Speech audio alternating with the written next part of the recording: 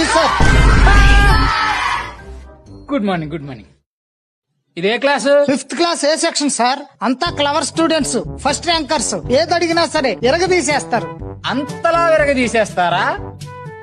ఒరే నువ్వు లేవరా. శివధనస్సు విరిచిందెవరు?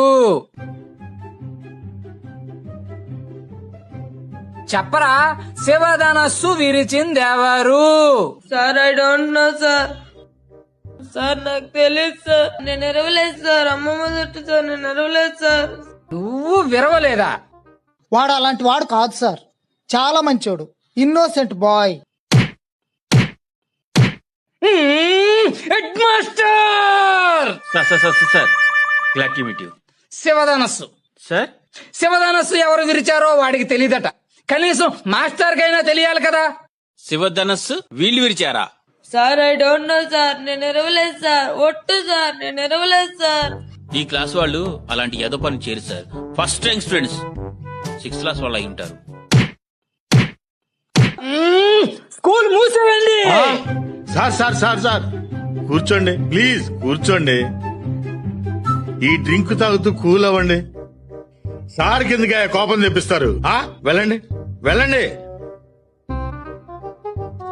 సార్, ఇంత చిన్న విషయానికి అంత పెద్ద పనిష్మెంట్ ఏంటి సార్? చిన్న విషయమా?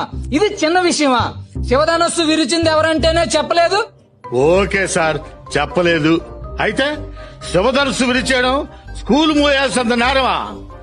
అవసరమైతే శివధనుసు ఖరీదంతో చెప్పండి, కట్టేస్తాను.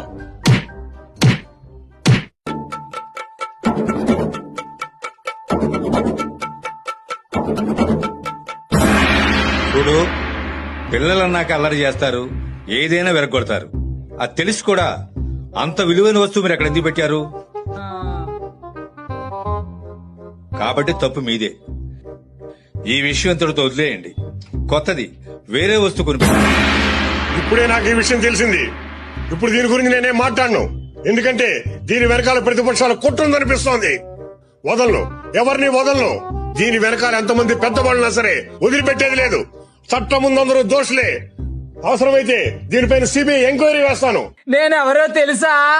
బాహుబలి 3 సినిమాలో హీరోని. ఆర్ నారాయణమూర్తి డైరెక్షన్ లో 6,000 రూపాయల భారీ బడ్జెట్ తో సినిమా తీస్తున్నారు. ఇందులో హీరోయిన్ ఎవరో తెలుసా? శ్రీదేవి. 20,000 థియేటర్లో రిలీజ్ అవుతుంది. నా వీడియోస్ మీకు నచ్చాయి అనుకుంటున్నాను. ఇలాంటి మరిన్ని వీడియోల కోసం నన్ను ఫాలో అవ్వండి. Thank you.